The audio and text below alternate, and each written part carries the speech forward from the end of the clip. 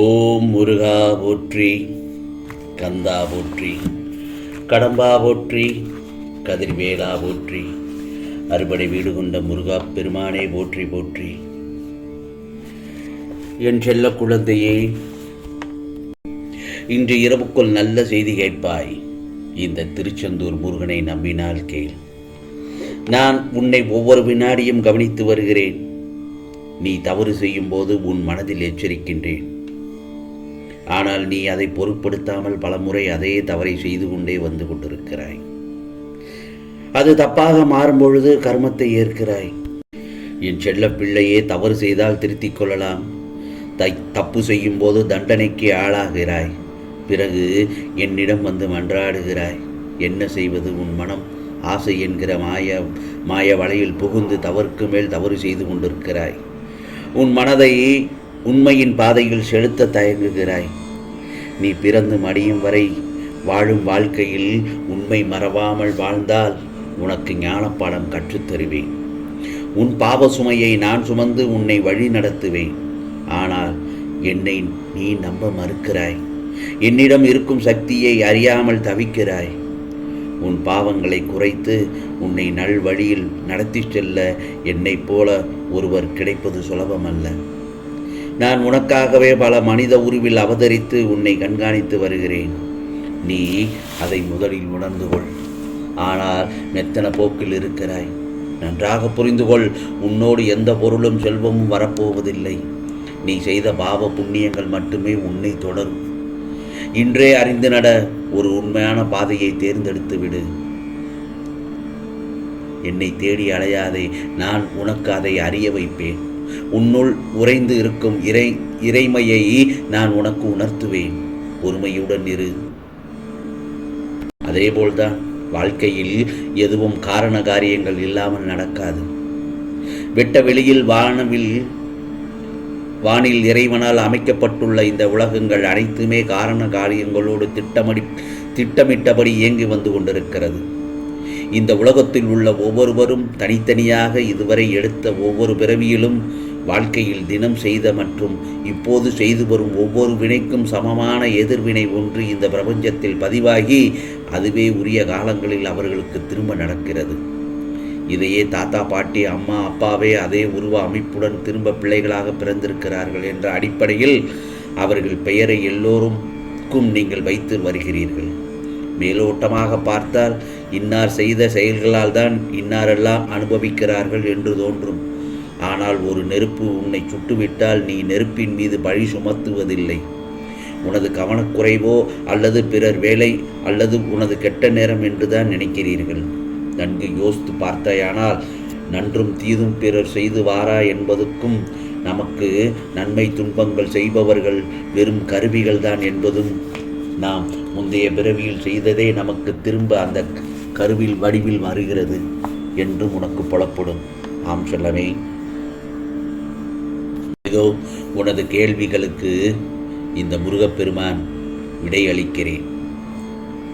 சுயநலம் இவ்வுலகில் அகண்டு இருக்கின்றது. எல்லாருடைய மனதிலும் சுயநலம் இருக்கிறது. ஆனால் ஒருவருடைய சுயநலம் மற்றவர்களின் உணர்வுகளையும் மற்றவர்களுக்கு துன்பம் விளைவிக்கும் பொருட்டு இருந்தால் அது தவறு. உன் முன் ஒருவர் கஷ்டப்படுகிறார் என்று தெரிந்தால் அவர்களுக்கு உதவி செய். வேலை இருக்கிறது, எனக்கு உதவ நேரமில்லை என்று போவதுதான் உண்மையான சுயநலம். சில பேர் தாங்கள் முன்னேற வேண்டும் என்பதற்காகவே மற்றவர்கள் முன்னேறக்கூடாது என்று நினைப்பது அது ஒரு விதமான சுயநலம். அவர்களுக்கு பொறாமையை தூண்டிவிட்டு மற்றவர்களுக்கு கெடுதல் நினைக்க வைக்கிறது. அதைத்தான் நான் தவறு என்று கூறுகிறேன். ஆகவே உன்னால் இயன்றதை உதவியாய் செய்யும் உதவியை சொல்லி காண்பிக்காதே யாரிடமும். நீ செய்த உதவிக்கு பயனில்லாமல் போய்விடும். பிறகு நான் முன்னேற வேண்டும் என்று எண்ணுவது சுயநலம் அல்ல. அப்படி நீ சிந்தித்தால் அது மற்றவர்களின் முன்னேற்றத்தை நீ விரும்பவில்லை என்று அர்த்தமில்லை. அந்த பார்வை உன் கண்ணுக்கு புலப்படவில்லை என்றுதான் அர்த்தம். மற்றவர்கள் உதவி என கேட்டு இருந்தால் அவர்களின் கஷ்டத்தை நீ பார்த்தால் கண்டிப்பாக உதவி இருப்பாய். அதில் தவறு இல்லை. உனக்கு நல்லது கெட்டது என அனைத்துமே நான் அறிவேன். உன்னிலும் உன்னை சுற்றியும் எல்லாம் நல்லதாக நடக்கச் செய்வேன். ஆம் செல்லமே, கவலைப்படாமல் இரு. உனது விழிகள் திறந்து பார்க்கும்போது உனக்கு முன் நான் அமர்ந்து இருப்பதை நீ காண்பாய். பிறகு ஆனந்தமாக, மகிழ்ச்சியாக, சந்தோஷத்துடன் என்னை தேடி ஓடி வருவாய் என் செல்லமே. உனக்காக அவதரித்தவன் நான் ஒருவன் மட்டும்தான். அவதரிக்கவில்லை என்றால் அனைத்தும் ஸ்தம்பித்து போகும். காலத்தின் கட்டாயம் விதிக்கப்பட்ட விதி. எங்கோ யாருக்கோ பிறந்து யாரிடமோ வளர்ந்து பிரிந்து உனக்காக அவதரித்தவன் தான் நான். இதோ உனது பாரங்கள் அனைத்தும் நான் சுமக்கவில்லை என்றால் உனது நிலை என்ன என்று யோசித்துப்பார்.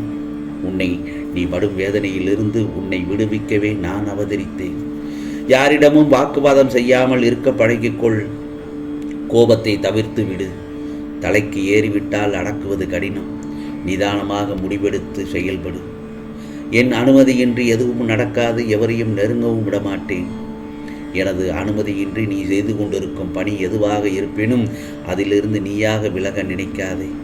தேவையில்லாமல் உன்னை நீ குழப்பிக்கொள்ள வேண்டாம்.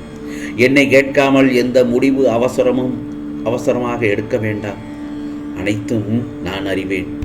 ஆகையால் எல்லாம் நன்மைக்கே எனது நாமத்தை உச்சரித்து கொண்டே இரு. ஓம் முருகா முருகா என்று நான் எல்லாம் நன்மைக்கே என்று நான் எடுத்துக்கொள்வேன். நான் இன்றும் நீ இருக்கும் திசையில் அவதரித்து கொண்டேதான் இருக்கிறேன். எவர் நினைத்தாலும் தடுக்க முடியாது. எல்லா இடத்திலும் ஜீவித்து கொண்டு இருக்கிறேன். உன்னை நீ யார் என்று கேட்டு முதலில் உணர்ந்து கொள். மனதை ஒருநிலைப்படுத்து. உன்னை நீ மாற்றிக்கொள்ள பழகு. எப்போது எனது மண்ணில் உனது காலடி பட்டதோ அப்போதே உனது கர்ம பலன்கள் அனைத்தும் விலகிவிட்டது. இதோ நீ செய்த பாவங்கள் அனைத்தையும் போக்கிவிட்டேன். படிப்படியாக அனைத்தும் உன்னை விட்டு விலகிவிடும். நீ விரும்பிய வாழ்க்கையை வாழப்போகிறாய். இதோ அனைவரும் வியக்கும் வகையில் உயர்ந்த நிலைக்கு வரப்போகிறாய். காத்திரு. உன்னை நான் இந்த முருகப்பெருமான் என்றும் கைவிட மாட்டேன். இதோ நீ எல்லா செல்வ வளங்களையும் பெற்று மகிழ்ச்சியாக வாழப் போகிறாய்.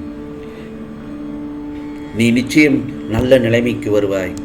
ஏனென்றால் என்னுடைய ஆசீர்வாதங்கள் எப்பொழுதும் உனக்கும் உன் குடும்பத்தாருக்கும் எப்பொழுதும் உண்டு. ஆகவே இந்த முருகப்பெருமானின் அருள் பெற்று நீ நிச்சயம் உனக்கான தடைகளை தகர்த்து வெற்றி அடைவாய். இந்த முருகப்பெருமான் அடைய வைப்பேன். கவலைப்படாதே. நான் இருக்கிறேன் உன்னோடு. தைரியமாக இரு என் செல்லமே. இன்று இரவுக்குள் நல்ல செய்தி கேட்பாய் என்று சொன்னேன் அல்லவா? இந்த திருச்செந்தூர் முருகனை நம்பி விட்டாய் அல்லவா? நிச்சயமாக உனக்கானது எல்லாம் நல்லது நடக்கத் தொடங்கிவிடும். ஆம், இது முருகனின் அருள் வாக்கு, சத்திய வாக்கு. ஓம் சரவண பவ. ஓம் சரவண பவ. ஓம் சரவண பவ.